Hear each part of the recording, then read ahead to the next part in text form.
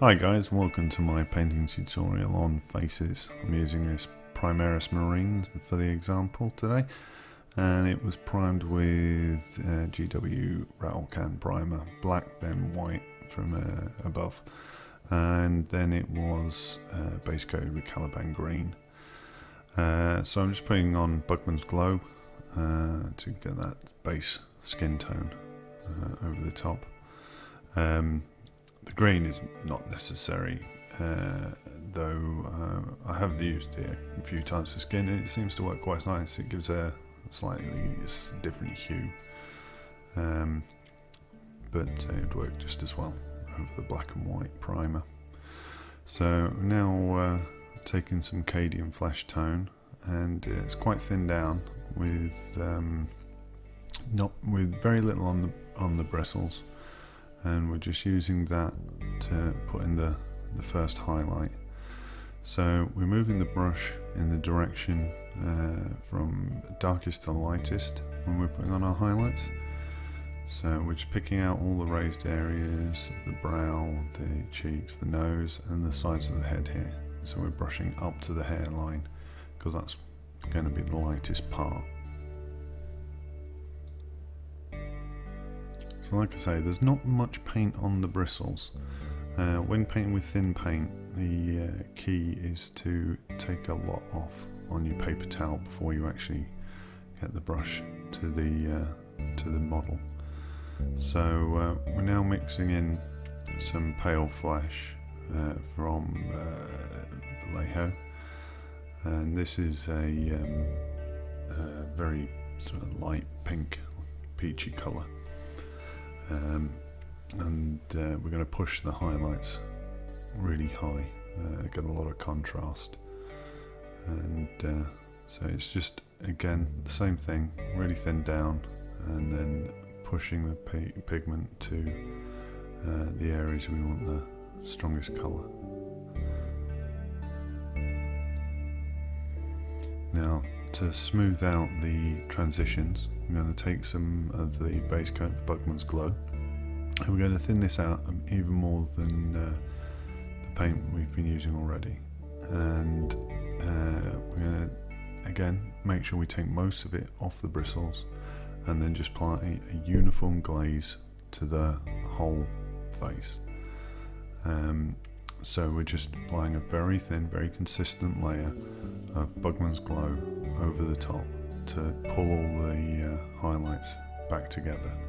This will have the effect of dulling down the highlights as well.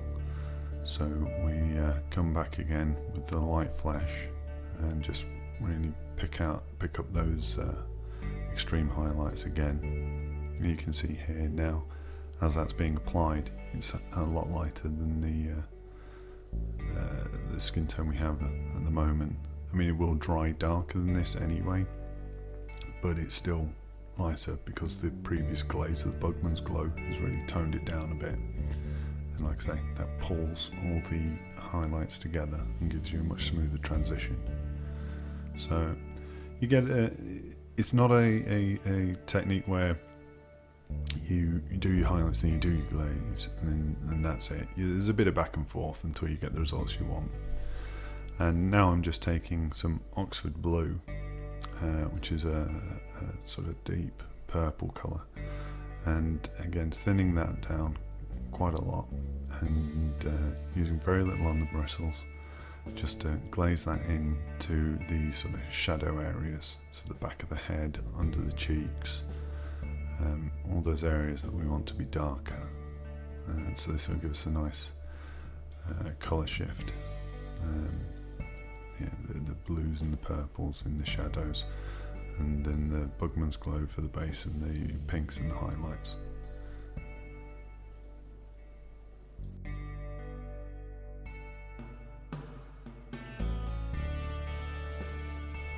Now with these Space Marine models having very pronounced brows, we really want to make sure we get the underside of the brow there in the eye socket, make sure that's a nice dark colour.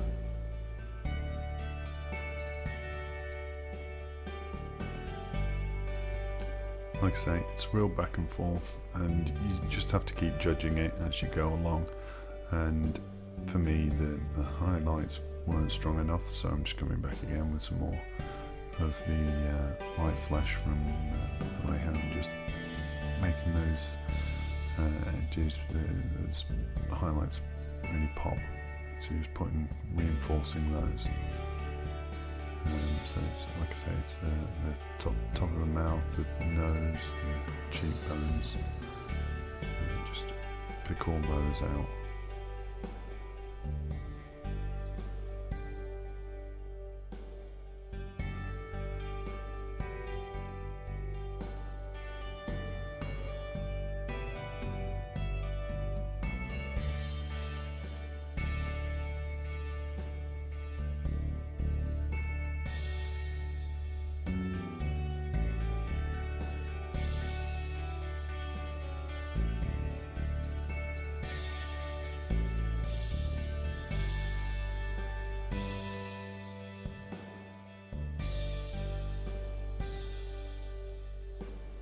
Okay, the skin's looking good now, the transitions are looking nice, but the colour's a bit too uniform, it's a bit cold, a bit dead. So we're just going to take some Khorne Red, again thin it down quite heavily to a glaze, not much on the bristles, and we're just going to apply this to the nose and the cheeks and the mouth a little. It's that T across the face and down the middle, just to add a little colour, a little life into the face.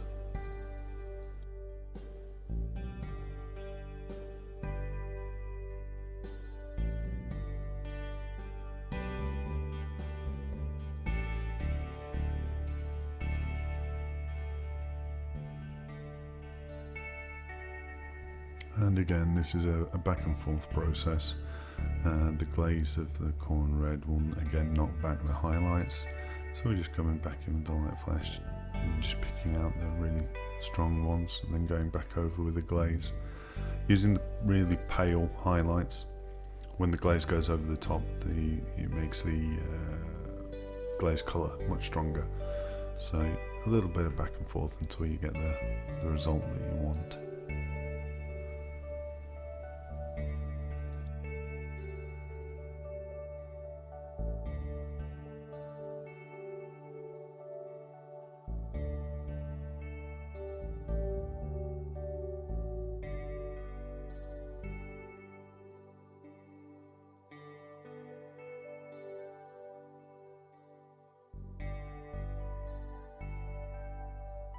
Okay, now that we've put some life into the cheeks, it's time to tackle the eyes. Always a tricky bit. I mean, a lot of the time with these models, they're so small. I mean, you can actually get away with just darkening the sockets, but if you do want to tackle the eyes, then I just take the pale flesh that we've been using before, because it's almost white. I mean, you don't want to use pure white for the eyes, so something like the light flesh is good because it's almost white, and it'll do the job nicely. But again, it's just slightly thicker, but again, not much on the bristles. Take it off on a paper towel and then just take your time and just come at it slowly. Invert the model to get at the other eye, and just keep coming back and forth until you get it. Once you got the white in, again, we'll just take some a black colour or a dark grey. I rarely use pure black. I tend to use Vallejo's German grey, so that's what I'll be using here. And again, a little thicker than we've been using, but again, not much on the bristles, and then it's barely touching the model. You've got to be really soft with it and just touch it to just get the pupil in, or the dot of the eye.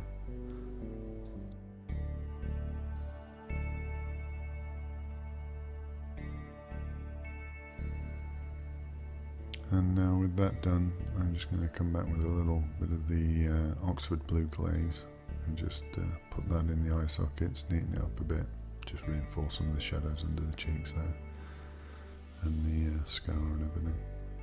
And then that's pretty much good for the skin. So we'll move on to the hair now. So I'm just going to put a base of Vallejo German Grey onto the hair here, going for a black hair. So this is what I'm going to use. So just get a nice even coat on top here, just taking care to be neat, because we don't want to damage any of the highlights that we've put onto the skin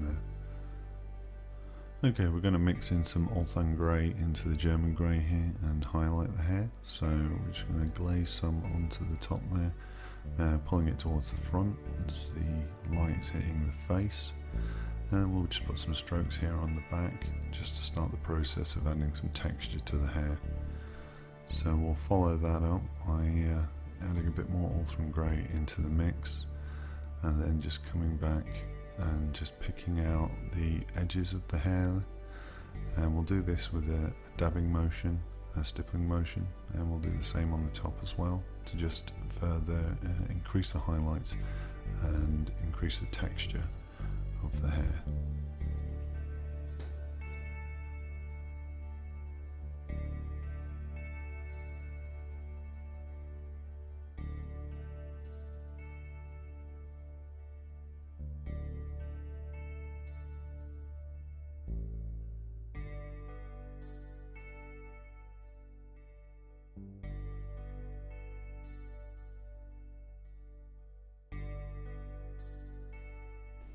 Okay, taking our German Grey and Ulthuan Grey mix, we're going to thin that down into a glaze consistency, and we're just going to apply that to the side of the head here.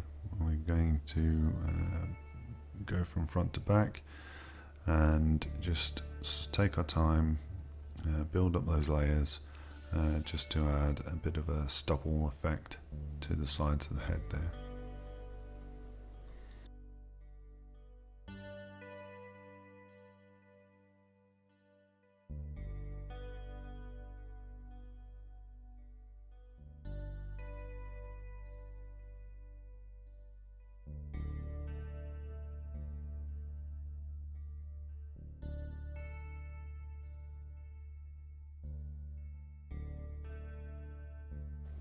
Okay, next is the headgear, and we're going to go for a slightly metallic effect on this. So I'm going for a base coat of Stegadon Scale Green, and we'll just neatly apply an even base coat to all the headgear here, just taking care not to damage any of the work we've done on the skin there.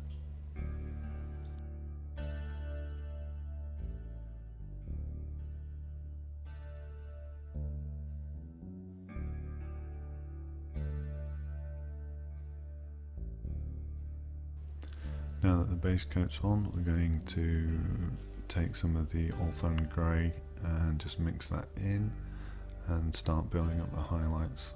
I'm going to go for a stronger set of highlights here and in a neater line. Just the contrast, higher contrast will help sell this sort of slightly more metallic effect.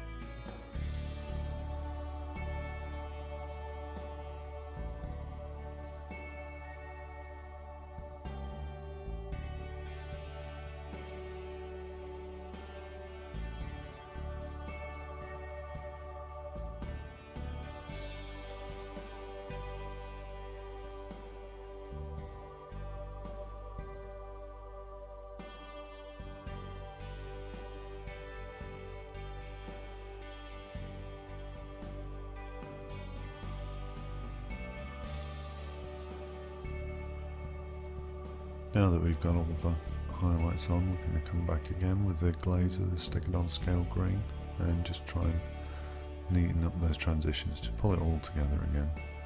So just like the face, we're just going to apply this evenly over the whole thing. And again, it's thin, with most of it taken off the bristles on a paper towel. Now that that's all done, we're just going to take some Nuln oil and we're just going to be very neat and just do around the headgear here, black lining it, just to give you the real separation between the head and the gear, and just tidy up.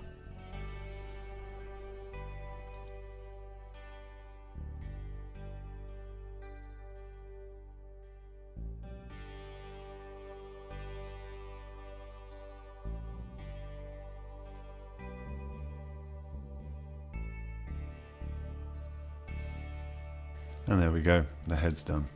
So it's now mounted back on the model so we can get an idea of what he's going to look like before he heads into the next stage, the armour. Well, I hope you enjoyed that and found it of some use, and I'll see you all next time.